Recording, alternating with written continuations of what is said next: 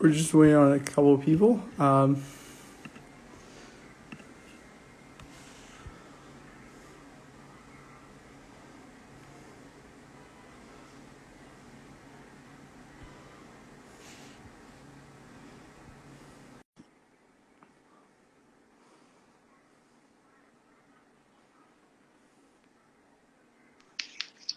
What's up, DJ? Hi, Jonah. Um, just gonna give a request to Nick or invite, whatever it's called. um, what's up, Nick? All right, should we just get started, or how about we can give it like a couple minutes, um, just to wait a little bit, and then I guess we'll get started in a bit. Cool.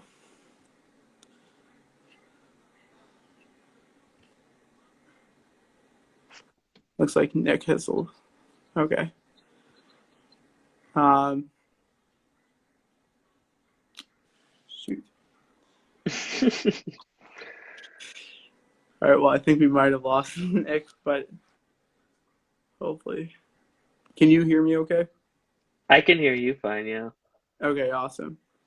Uh, I guess when Nick comes back, we'll just get started then. hmm All right. Sounds good.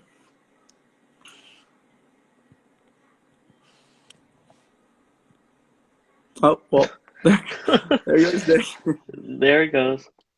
Um, Sweet.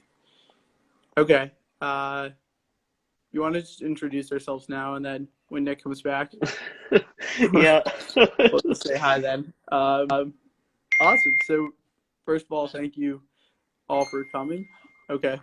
Nick just told me his connection sucks. We were aware of that, but Oh, geez, and now my uh, computer's going off with all his text. That's great. yeah, me too. I'm getting the same thing here. Uh, cool. So, first of all, thank you guys all for coming. My name is Jonah. I'm a junior in high school. Um,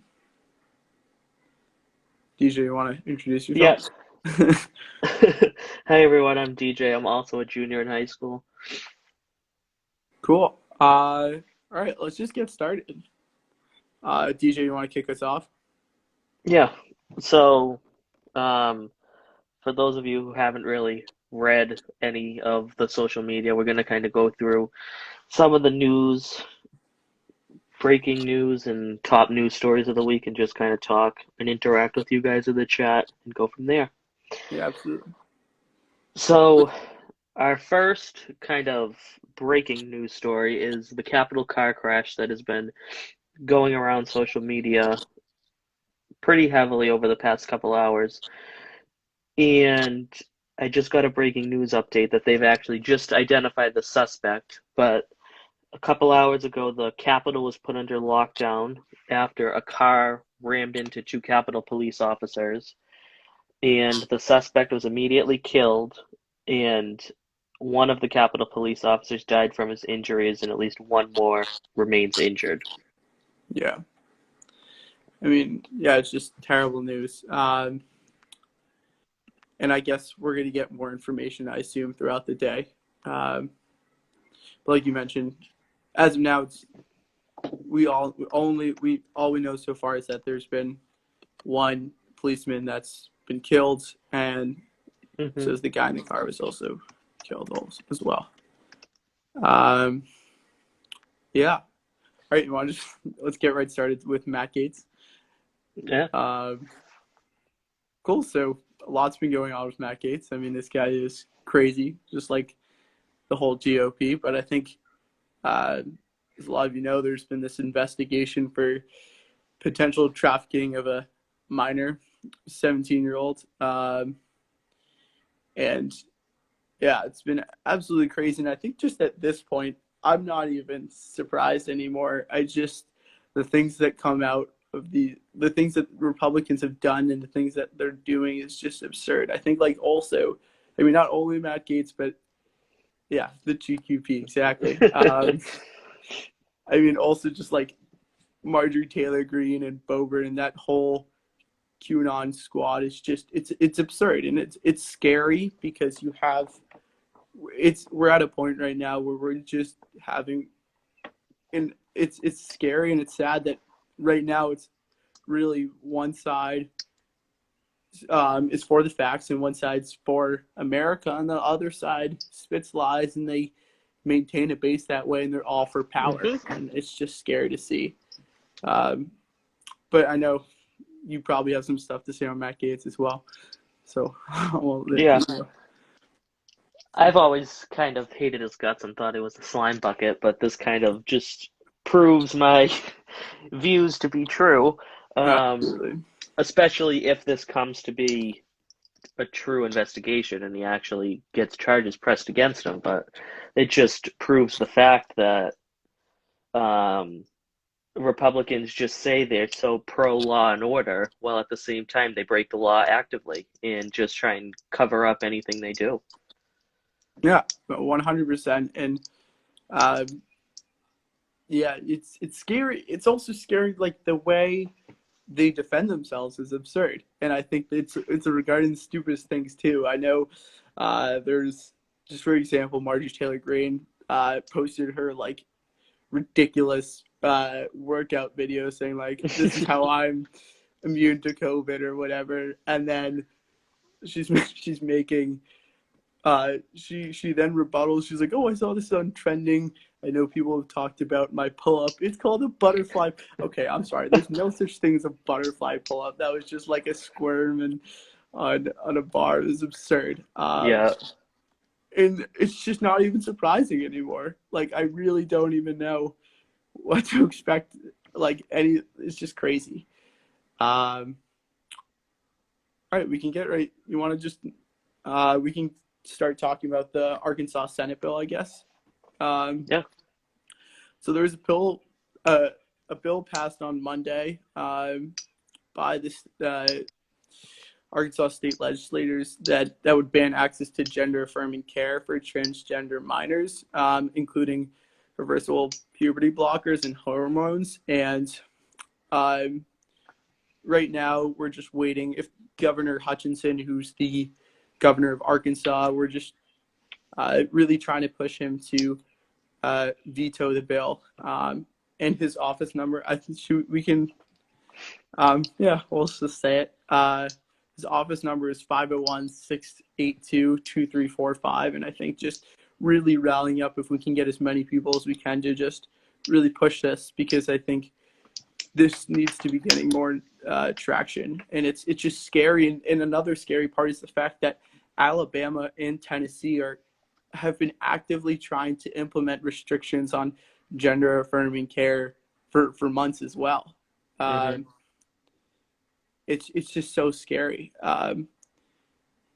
and it's really like this. I think this also ties to what's been going on. This just like this hate we've seen recently, and I think just this really increasive anti-Asian hate, and I think that a lot of that started from uh, our former president just saying things like the China virus and a bunch of uh, extremely racist things. And I think just it's this idea that racism and hatred is still going on, and LGBTQ people are still being suppressed, and there's still hatred going on in that community. And it's sad, but it just shows you that it's not like it's ended. It's that I know somebody mentioned it's not that it's ended. It's just that now it's being documented. And I know somebody mentioned during like right after George Floyd's death um, that it's not that racism has ended. It's that racism is now being recorded, and it's so true, and it's really scary to see, Yeah. um, and definitely trying. I mean, because things like this is really not an example of progress. This is really setting us back when we see bills like the Arkansas Senate bill. And at first, like it's also, I don't know about you, DJ, but for me when I saw this wasn't like, no, this can't be true. like it's just scary that this is what the Republican Party wants. Like this is not progress. They're just trying to get us back in time, and I guess yeah, it's just scary. I don't know if you I have know. anything else to add. Yeah, but on your topic of just not progress, it's the complete opposite of that. But in addition to the Arkansas bill, the Georgia state legislature just passed a bill that's like rolling back all their voting rights, and it's like we're truly going back and not forward in many ways. And Oh, absolutely. sadly, these Republican governors won't stop it because they're believing many of the things that these state legislatures are passing, and they're believing the big lie that Trump's flouted since November. Yeah, and on that note of uh, the bill or the law that was passed about the voting in Georgia, there's just on the topic of just like talking about like corporations like Delta and Coca-Cola. Eventually, they came out against this voter suppression bill, but not initially. And I think it's first of all, it shows us several things. I think one, it shows us the pressure from organizations, I guess, like Meidas Touch too, but also the fact that we have a voice and that our voice matters and that our voice can make an impact. And I think just another thing too is that this idea that how much integrity do these big corporations really have? Like, I think it took them so much time to really make a statement against this. Like, it took them days, and then eventually the CEO comes out and speaks because they know that they would be screwed if they didn't. But I think we can't let that part we can't let that part be forgotten. The Hmm. idea that it took them so much time.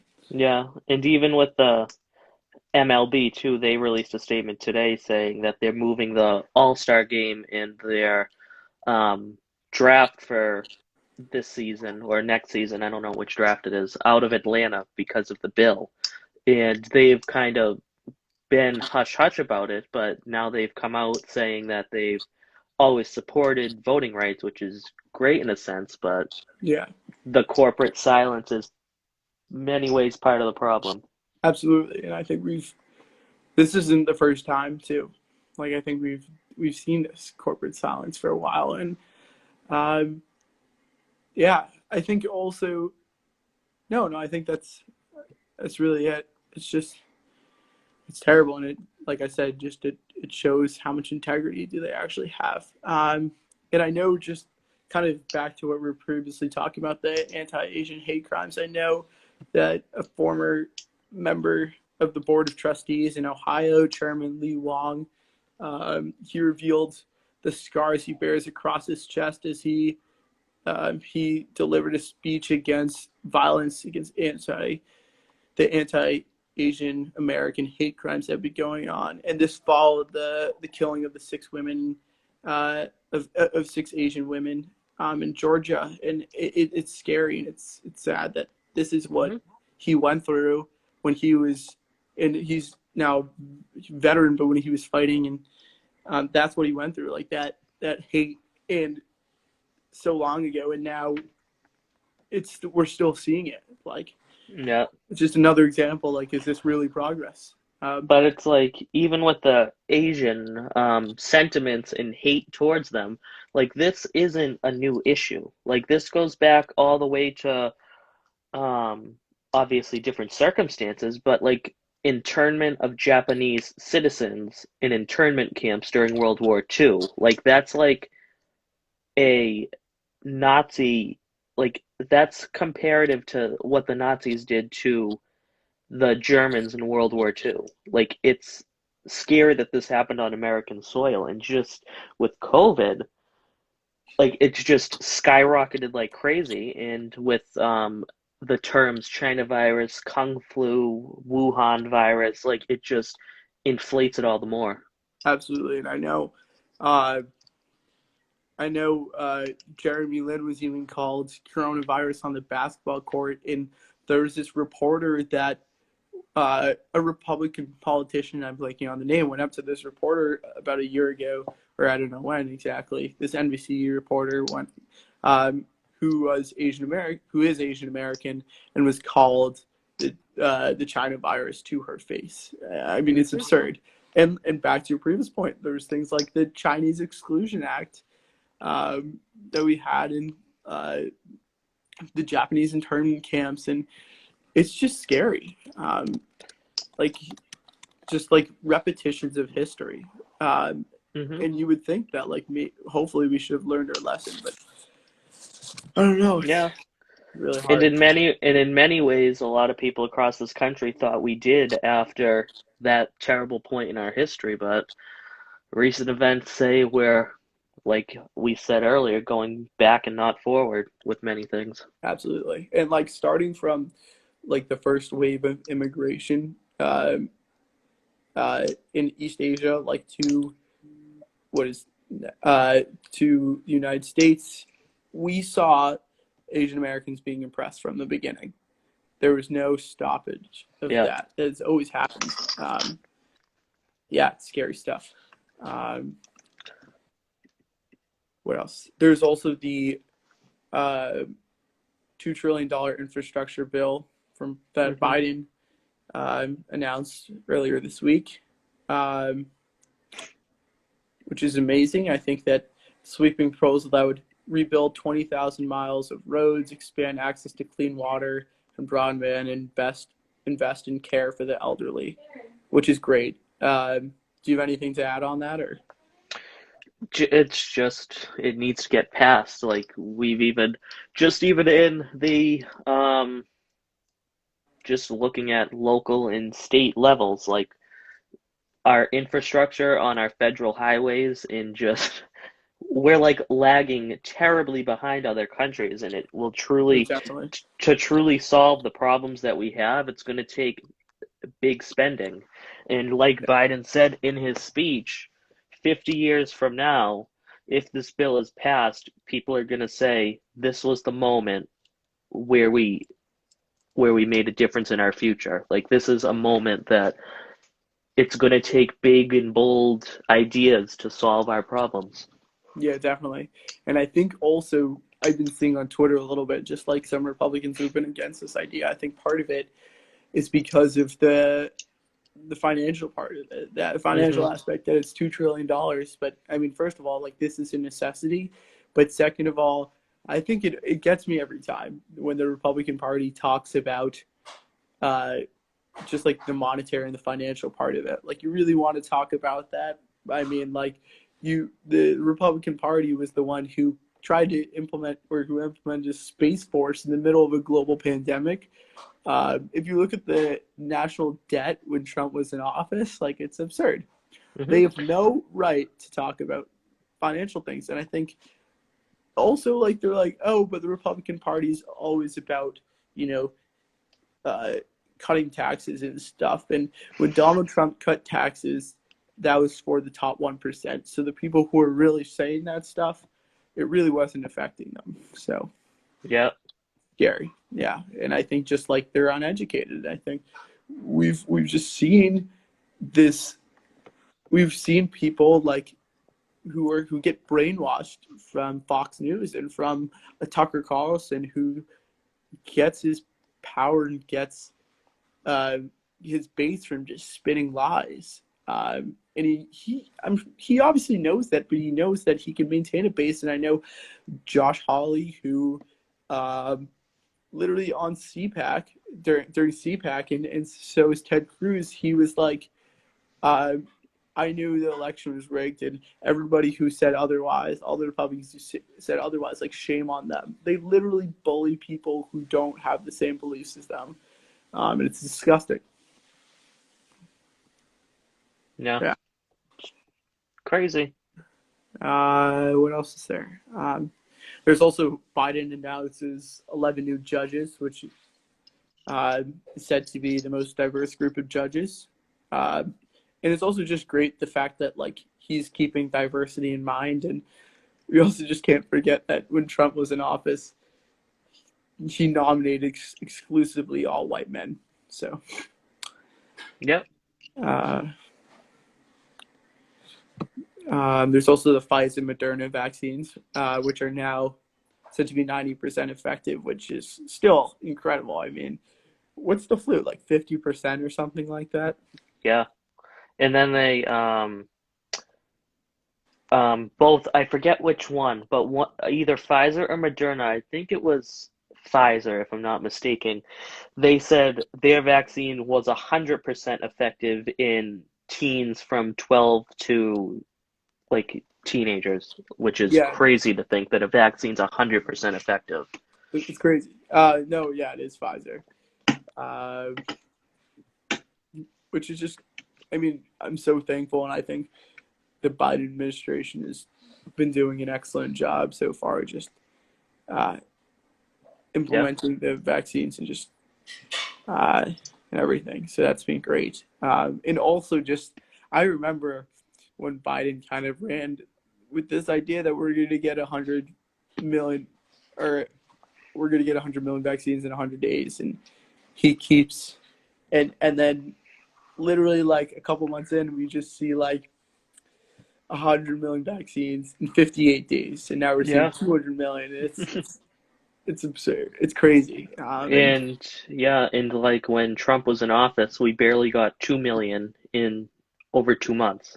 Like the yeah, numbers over when he had the infrastructure to do it, it was just so far behind. absolutely. I mean, we saw from the Trump administration and from Trump himself, we saw like in numerous occasions just this denial of science, and really just constantly spreading these lies. Hmm. Yeah. Um, and I really, yeah, it's just scary, and I think that's like really where the base is right now. You just see the Republican Party just becoming more and more conservative, and I guess it's so hard. They're a moderate Republican. They're not even they're not conservatives anymore.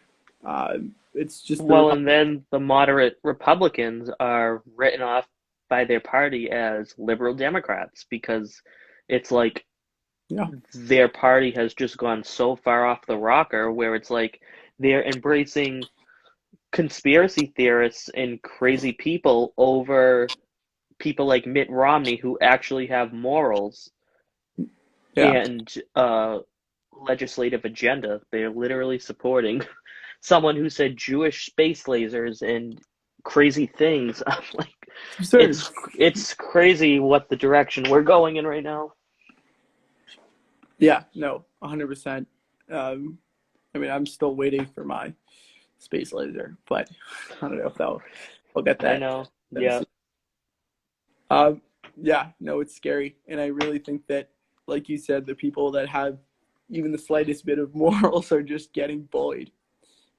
And there's literally, I feel like moderate Republican is almost non-existent at this point. Um, I don't know if do you have anything to add on this statement or Nothing really. It's just that if they it's the Republican Party just like after January 6th, they're still at a moment of reckoning. Like, do they want to become the party of or remain the party of people like Mitt Romney and Susan Collins and Lisa Murkowski, or are they going to become the party of Marjorie Taylor Greene and people like Matt Gaetz? Like, they're truly at a point of reckoning when it comes to not only policy, but just who they support and their morals. Like, it's like uh, even just when our country was founded, it was like they disagreed, the two parties, but it's like they both had morals and they both agreed to disagree with each other, and it's just been lost. yeah, definitely. I mean, I don't know if I would include Susan Collins necessarily in that list just because she swings all the time, but I think, like you said, like someone like George Bush or someone like a Ronald Reagan, I didn't like how they governed, No. but it wasn't even questioned that there was no way that they were going to undermine democracy, and it was so clear that, like, I mean, they still love this country no matter how much I didn't like how they govern. It was just undeniable that they like this country, and I think that, like, the fact that we even have to put in question that the man um, the man who's running the Oval Office, who didn't have any respect or care for this country, but rather just about himself. And I think we've like literally he ran with the purpose of just getting more recognition for himself and for his book. I don't really think he knew that he was going to win. Yeah. I mean, and I can assure you that we would not be in the situation we were um, in coming out of 2020 if Hillary would have won. But it's crazy. Granted, neither of those candidates were popular even among their bases, but it's just like it's a crazy world we're in. Like obviously, I feel like they were both popular within their parties, but overall, they were the two most unpopular candidates in history with regard to primary candidates. Yeah, yeah. I don't know. It's just a lot to take Yeah, in. it's a lot to unpack. Yeah. Um, I feel like yeah. I think also just back to the previous point, just like the way it's hard for the Republican Party can't really even defend themselves without spitting lies, and also just we've seen these lies all throughout this week through the Derek Chauvin trial too. That this idea that uh, it it that the fact that Floyd's past um, of doing drugs and stuff affected his death, which is just so false, and it's Hmm. undeniable that Chauvin uh, was a murderer no matter what. And I think also I listened to this interview last night actually of I believe it was the attorney representing Floyd, and he talked about how many people are saying that it's the George Floyd trial, but he always corrects them saying that it's the Derek Chauvin trial because Derek Chauvin is the one on trial, and Yeah, Derek Chauvin is the one who is the murderer. yeah.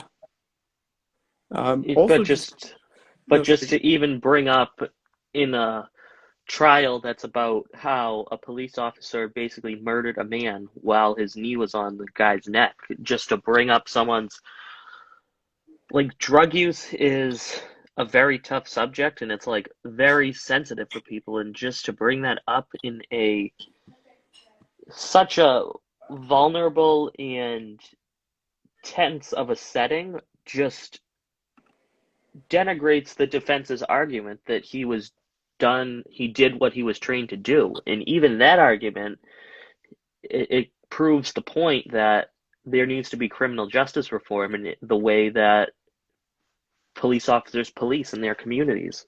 Absolutely, and I think no, 100%, and it's scary. They have no excuse at all. Like it's undeniable that it was a murder. It's undeniable that we need more police and criminal reform in this country.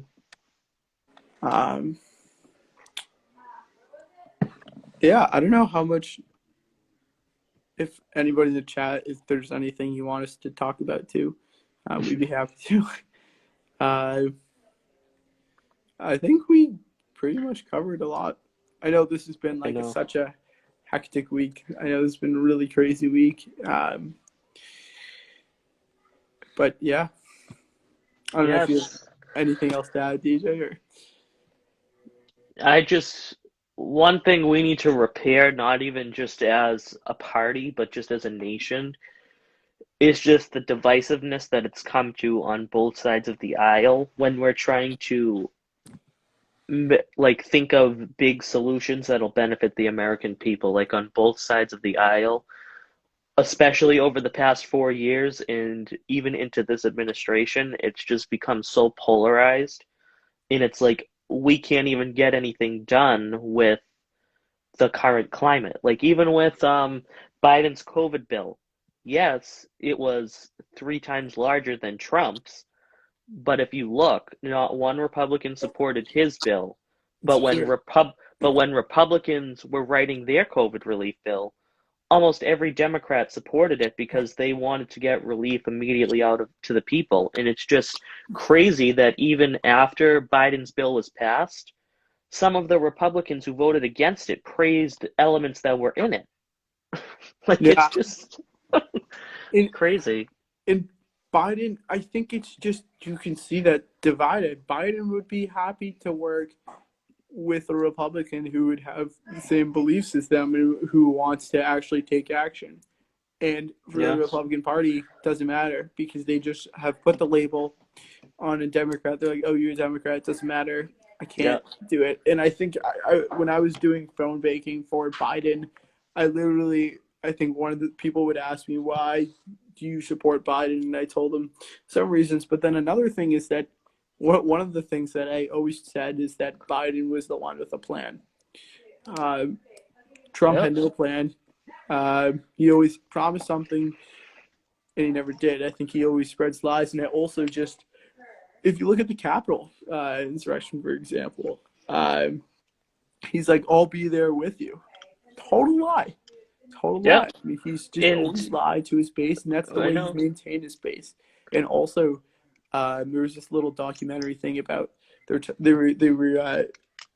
they went to these suburban parts of Ohio, and they were talking to some Trump supporters there. They're mentioning how they're like, oh, Trump said all these promises that our lives would be significantly better. And the interviewer was like, has that happened yet? And he goes, no, but we're still waiting. We're still waiting. We haven't Hmm. seen much change. But even with the Republican convention, like Biden's convention, they had an agenda and they um put their plan out to the American people with what they were going to do if elected. And at the Republican convention, they were just like, we don't have a specific platform, but we're going to praise President Trump for all he did over the past 4 years. Where his supporters at the same time were like, he promised to make our lives better, and they're just not. Yeah. Um, yeah, absolutely. And I think some, they're like, sometimes you can see it's hard. It's scary that they're so brainwashed that they can't even get a glimpse of reality anymore. Hmm. Uh, yeah, it's definitely scary stuff. Uh, yeah, I don't know. I think, and I really hope the Republican Party will change, but I don't know how long that will be. It's not looking that promising at the current moment, but No. I hope the same thing. Yeah. Uh, well, if there's anything you want to But add, even on that point of Republicans, like, or even just in politics, like, it's come to the point in our country where we're so polarized we can't even have a civil conversation about things we disagree with. Like, it's like constant attack, constant attack and vitriol and hatred towards each other when Kennedy or even Richard Nixon, even when Ronald Reagan and Richard Nixon were in office, there were times when, even in Congress and with McCain, you could debate things with people from the other side of the aisle and you would just walk away and move on. yeah, But now it's just so polarized and it's just like everything in the political arena right now is about just, oh, how can I attack the other side? Where it's like, if we're going to make any real change over what the past 4 years have been, you need to come up with solutions in ways to get the votes to enact them because yeah, we're in a moment where we need bold solutions to protect our futures with the climate change, whether it's COVID, criminal justice reform, it just definitely. needs to be done. And I think back to your previous point, I think just like this idea of just like attacking and bullying. I mean, that's literally what the Republican Party's always done. But Hmm. um, if you just because I know you mentioned Richard Nixon, if you look at Nixon for example, when he ran his campaign, uh, even though it was kind of skewed a little bit, but he also part of the reason one of the things he was doing when he's running is that at the time the chief justice of the Supreme Court was Earl Warren, Hmm.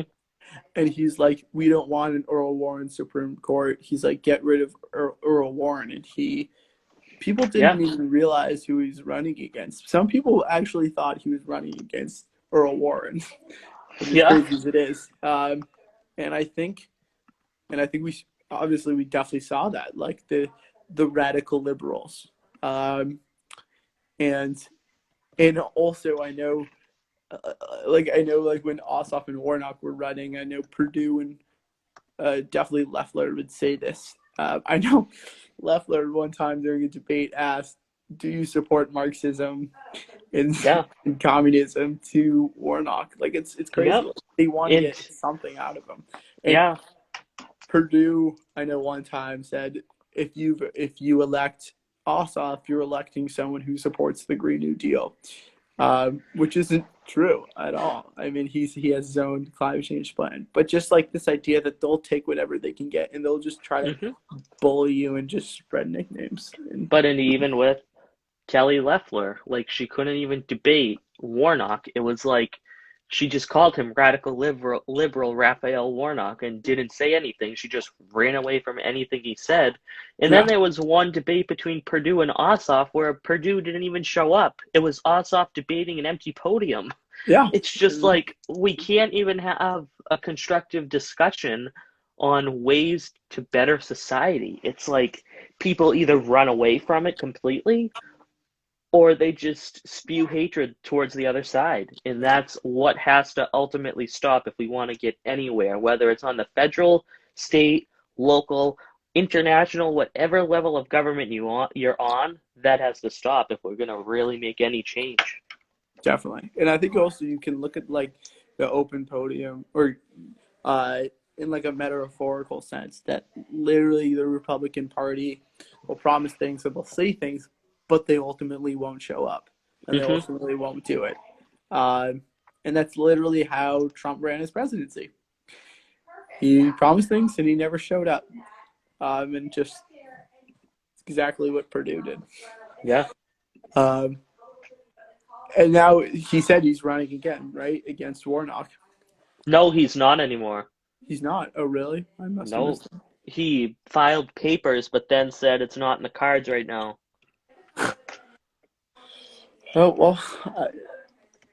Yeah. Um, He did it, and then yeah, David Perdue of Georgia decides against running for Senate in 2022.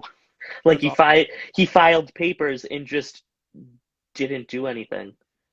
I mean, what I am looking forward to in terms of just like Georgia, I'm really looking forward to just saying Governor Stacey Abrams. I'm just waiting for Oh that. yes, yes, Um, yeah, it's just like, man, just this country. Oh my gosh. I know. What I really want to see is when Warnock runs, who his Republican challenger is going to be. Like, Sure. who the heck are they going to put up against him to run in 22? Yeah, it's true. And I think this is, I mean, in 2020, we literally saw someone who was for Americans, someone who was only caring about themselves. And my assumption is just to get for a Republican to get this far.